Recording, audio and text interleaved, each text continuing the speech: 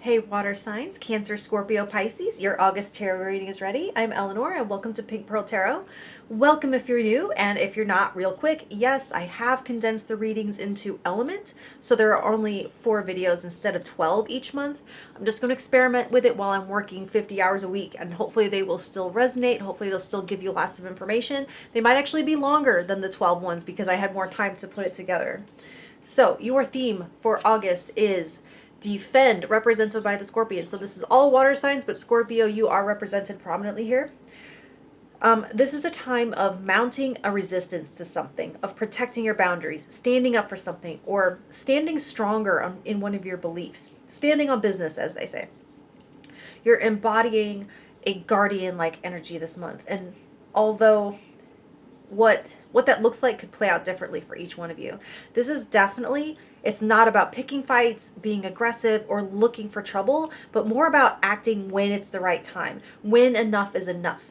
So let's just say that anyone who feels you're staying in August, they will have been given fair warning. So this is a time that might come after a period of trying to wait something out, repeatedly trying to be heard, and that some degree of escalation could be required to resolve it. And the guidebook also for this deck, it gives correspondences. So this is associated with the element of fire. For flora, it says amaranth, angelica, birch, and chrysanthemum. And for stones, it says pyrolusite, fire opal, sardonyx, and fire agate.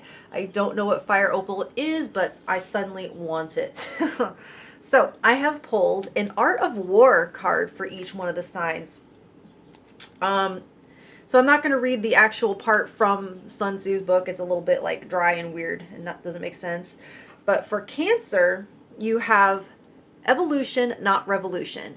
Life is a long journey, but you will not travel on your own. Make plans for the short, medium, and long terms. Ensure that the plans flow into each other like a stream into a river and into the ocean.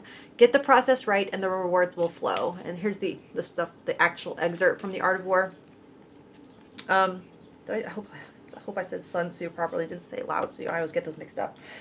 Anyway, so this is lines 17 and 18 from the chapter called Tactical Dispositions.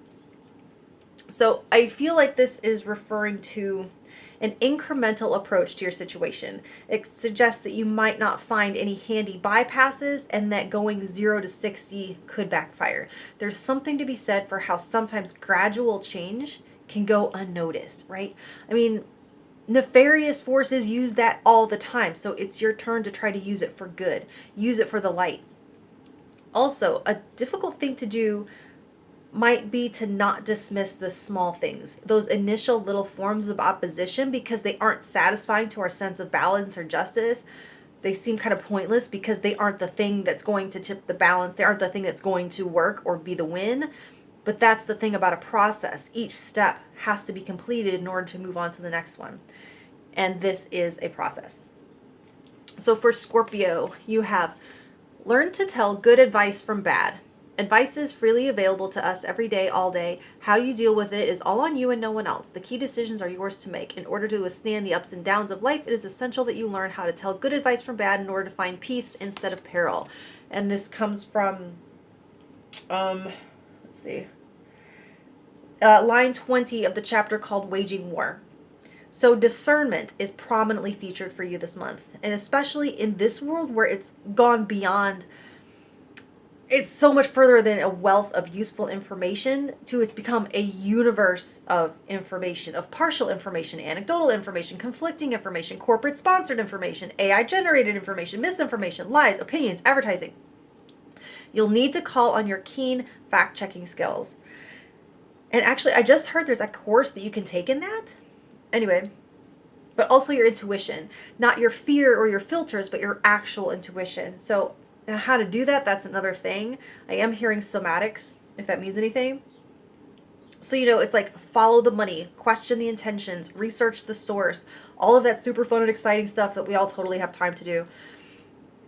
Now, like using the internet as an example, it's a little hyperbolic, and hopefully you already know how to be a conscious media consumer. So this might have more to do with how you process the information you're getting from the actual people that you interact with. See if you can apply that same media literacy to people before continuing. So for Pisces, you have turn enemies into friends.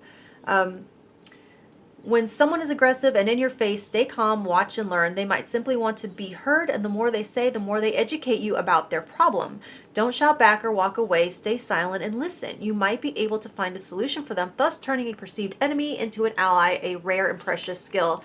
And this is the quote from the book, and it's line 61 of the chapter called The 9 Situations. So you have an opportunity this month to win over some new allies if you can manage your triggers and keep in an open and yet strategic mindset.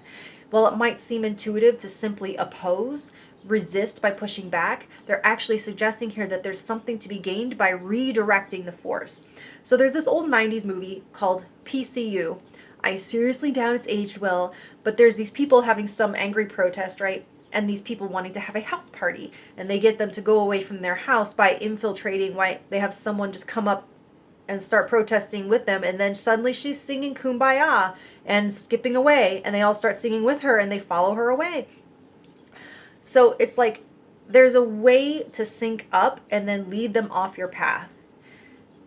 In a very basic sense, this is talking about arguments going better when you sit next to someone instead of opposite them on a table, for example, because of the instinct to feel aggression in that position. Things go better when you're side by side, from what I understand. In the bigger sense, it's talking about change from within, going from within the system. Like, look at me, I'm one of you. Look, now I'm a leader of you. And look, now we're doing it my way. Is it manipulation? I think that's all kind of like in the intention, right? So I'm just going to lay those there. All right, so for something to let go of in August, you have the 7 of Wands, which is really interesting because this does actually represent your defenses and boundaries. So under this overall theme of defense, this is talking about surrendering how you've been going about maintaining your position. How you've been keeping others and their energy at bay. So they're offering an evolution in the way you guard yourself to create something that is more useful and more dynamic, that can move and grow with you instead of just keeping you imprisoned by it, if that makes sense. So it's like creating breathable, movable armor rather than just building bigger and thicker and taller walls. A way to actually harness and redirect energy to your advantage instead of just keeping it out and away. So developing ways that you can feel safe and protected as you move through the world instead of just withdrawing or not engaging with it. Now, on the other hand, with this, for some of you, there is a message about unnecessary defensiveness and how your current methods are keeping out something that you might actually desire or benefit from. Or like perceiving attack when there really isn't any. And when something is othered in your mind, everything they say or do could be perceived that way. And also, there's a martial arts tactic here too, where you have to let someone get close enough to so that you can counterattack and not just keep backing up and running away. Because if you're just backing up, you can't score on them. So you have to be willing to engage and get close so you can get them back. So for where you will see the most change, you have the 5 of Cups. So I'm not going to lie, this is a card that indicates losing something. But it's never a total loss with the 5 of Cups. There's always something remaining with energy like this that should you choose to put your energy into it to restore and to regrow. So you could be seeing a change, or rather changing how you handle disappointment. You could be accessing more gratitude. You could be dramatically changing your focus from what is moving out of your life and putting more energy into what is still here or coming in that needs your attention and love to grow strong itself. Kind of like if you have one kid that has extra needs, sometimes the one without, they can suffer from higher expectations and less attention and care. So a change you might choose to make is to begin the healing process or something.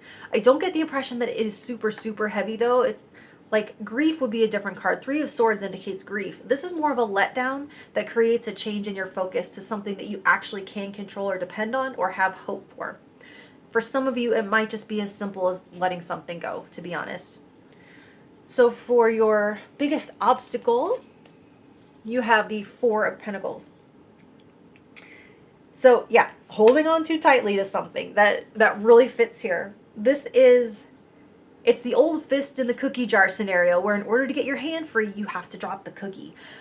I don't see a lot here so far that you're facing anything really high risk, but there's a chance that your risk reward calculation model could be a little on the conservative side. Only take that if it resonates. I mean, you know your life. But generally speaking, though, an unwillingness to lose an inch could have a high opportunity cost. And especially with this defensive energy as your theme, and the advice around it so far being to face things head on, to move towards the conflict strategically, to end it rather than to continue to hide from it or avoid it. This, as an obstacle, represents a reluctance to do that. Like, I can speak on sparring. You have to be a little willing to get knocked around a little bit if you're going to score a point yourself. Those that just step back and step back and step back, they're not going to win. They'll get called out for it eventually. They'll get disqualified for leaving the ring. I imagine this comes from a place of actually having something to lose, because like when we get a little something, our risk aversion can go up. I get that. So look at your attitudes around money or scarcity to see if you can find anything limiting or something that could be keeping you small. Now there's another reminder here about gratitude and how that attracts even more to you. I used to be afraid to be grateful because I was sure that as soon as I was, that would be the thing that got taken away. But it turned out the other way around. As soon as I practiced gratitude, more came. So for the best thing about this month, you have the Chariot. So whatever conflict you're facing, war, battle, this indicates that you win. Plain and simple. That's pretty straightforward. Now, to be fair though, winning can look a lot of different ways and might not be what you expect. Sometimes not getting your way is a win. It doesn't feel like it in the moment, but like when I look back, there's lots of things that I feel grateful that I didn't get my version of things because they're actually better now than I could have ever dreamed or written myself. So however it might look, this shows success and triumph, a major win, something to celebrate. I'm hearing exalted. Maybe that's significant to someone. This does show you confidently moving forward towards what you want, taking bold action to move forward, and gaining positive momentum or traction. The sure way to access this energy surrounding you is to have a very clear goal that you never let out of your sight. This isn't just moving forward blindly, it's targeted. So for your influence and impact on others, of Seven of Pentacles. Something about how you're showing up right now could be making others reassess their own choices and actions. You've got people asking themselves if what they're doing in their own lives is working. Now, for others of you, people might be watching you to see what you do before they decide what they're going to do. Like standing back and saying, I'm going to let them try it, and if it works, then I'll try it. And there could be people like sharing in and enjoying your harvest, like you've created more than enough abundance and you're welcoming people to your table. And then there's those of you who are actually producing results for someone else. It could be like your employer or your clients or your family, something like that, where you're providing either resources or energy. Okay, so for what opportunities you should be looking for, Ace of Cups. Opportunities to deepen connections, explore intimacy, to start new relationships, express your emotions, and not necessarily romantic ones. That doesn't have to be that. It could be your children. And this can be expressing your emotions through art, poetry, singing, dancing, even crying in some cases. Some of you could use a good cry. I'm just saying. So this does indicate the start of something new. So taking the first step on a new journey in the direction that your heart is leading you. So it's opportunities to follow your heart, essentially. It's opportunities to receive the love that's being offered. And it's also a great time to release pent-up emotions or stuck emotions. If you're not totally aware of what your feelings are for the purpose of expression, then it's going to be opportunities to explore them and to find out what they are and what information they're trying to communicate with you. So for what strength to leverage, what is your superpower? You have the High Priestess in reverse. So since it's reversed, it could mean that it's something that needs to be sharpened or honed, or that you might need to develop it or develop some more trust in it, or it's just been hidden from you in some way. But it's essentially your intuition. It's your gut instinct, inner knowing, what you know without knowing how you know it. And I think sometimes people are looking or listening in the wrong place for it. Not everyone...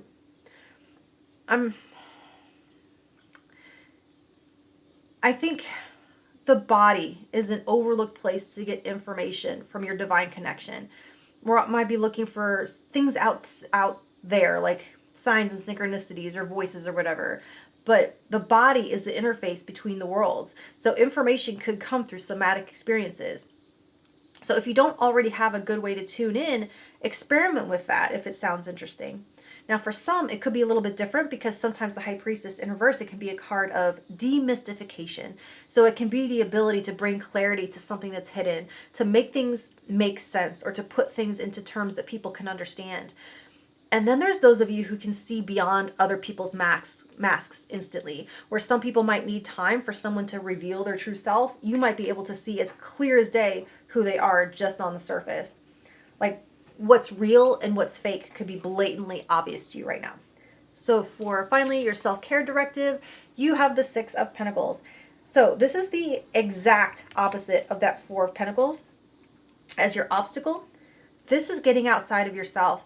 I get the initial resistance to that as someone who has, I was taught that if I didn't prioritize myself, then no one else ever would. But there is scientific evidence that certain conditions like depression or OCD, now just as an aside, I'm not a doctor, this is not mental advice, that would be illegal. I'm just saying it has been studied that those conditions tend to be conditions of self-focus, and that turning outward towards service or being there for someone else can alleviate some of that mental burden. That too much internal focus can become like a whirlpool downward. So balance and everything, right? You also want to be self-aware.